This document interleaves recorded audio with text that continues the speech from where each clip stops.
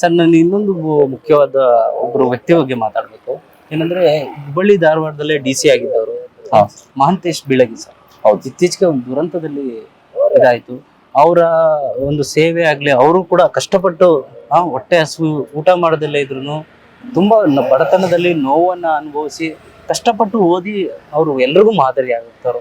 ನೀವು ಮಹಾಂತೇಶ್ ಬೀಳಗಿ ಸರ್ನ ಯಾವಾಗಾದ್ರೂ ಭೇಟಿಯಾಗಿದ್ದು ಅವ್ರ ನಿಮ್ಮ ಒಡನಾಟ ಏನಾದ್ರು? ಮಹಾಂತೇಶ್ ಬೀಳಗಿ ಸರ್ನ ಆಕ್ಚುಲಿ ತುಂಬಾನೇ ಸ್ಯಾಡ್ ವಿಷಯ ಸರ್. ನಾವು ಅಲ್ಲ, ಅವತ್ತು ನಾವು ಸುದ್ದಿ ಕೇಳಿ ಇಡೀ ದಿನ ನಾನು ತುಂಬಾ ಬೇಜಾರಾಗಿರುವಂತ ದಿನ ಸರ್ ಅದು. ಅವತ್ತು ನಾವು ಕಾಂಪಿಟೇಟಿವ್ ಫೀಲ್ಡ್ ಓದುವಾಗಾದ್ರೂ ನಾವು ಸಾಕಷ್ಟು ವಿಡಿಯೋಸ್ ಅಲ್ಲಿ ನೋಡಿದ್ವಿ. ಯಾವಾಗೂ ಪರ್ಸನಲ್ ಆಗಿ ಭೇಟಿ ಆಗುವಂತ ಅವಕಾಶ ಸಿಕ್ಕಿಲ್ಲ ಸರ್. ಬಟ್ ಅವ್ರ ಮಾತುಗಳು ಸಹಜವಾಗಿ ಎಲ್ಲಾ ಯೂತ್ಸಿಗೂ ಇನ್ಸ್ಪೈರ್ ಆಗುವಂತವು, ಅಷ್ಟೇ ಪ್ರಾಕ್ಟಿಕಲ್ ಆಗಿರುವಂತ ವಿಷಯಗಳನ್ನ ಹೇಳ್ತಿದ್ರು.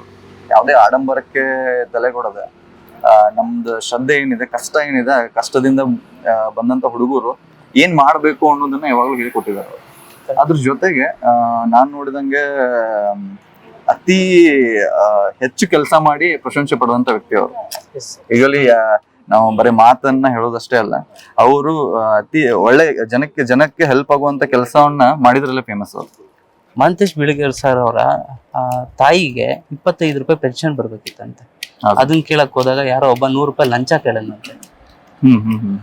ಲಂಚ ಕೊಡಬಾರ್ದು ಅಂತೇಳಿ ಇಡೀ ಜೀವನದಲ್ಲಿ ಯಾರ ಹತ್ರ ನಾನು ಲಂಚ ತಗೊಳ್ಬಾರ್ದು ಅಂತೇಳಿ ಅವರು ಸೇವೆಯನ್ನ ಸಲ್ಲಿಸ್ಕೊಂಡ್ ಬಂದವ್ರು ಮಹಾಂತೇಶ್ ಬೀಳಗಿ ಸರ್. ಅವರ ಲೈಫ್ ಸರ್ ಅದ ಸರ್. ಖಂಡಿತ ಮಹಾಂತೇಶ್ ಬೀಳಗಿ ಸರ್ ಅಂದ್ರೇನೆ ಪ್ರಾಮಾಣಿಕತೆ ಮತ್ತು ಭ್ರಷ್ಟಾಚಾರ ಮುಕ್ತ ಸಮಾಜ ಮಾಡಬೇಕು ಅನ್ನೋದು ಅವ್ರದ್ದು ಮುಖ್ಯ ಧ್ಯೇಯ ಆಗಿತ್ತು.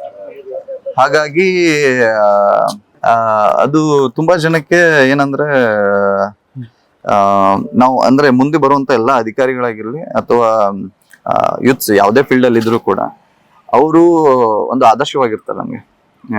ಆ ರೀತಿಯಾದಂತ ವ್ಯಕ್ತಿ ಇನ್ನ ನಾವು ಒಂದು ರತ್ನಾನೇ ಕಳ್ಕೊಂಡಿದ್ವಿ, ಕರ್ನಾಟಕದ ಒಂದು ರತ್ನಾನೇ ಕಳ್ಕೊಂಡಿದ್ವಿ ಅಂತ ಹೇಳ್ಬೋದು.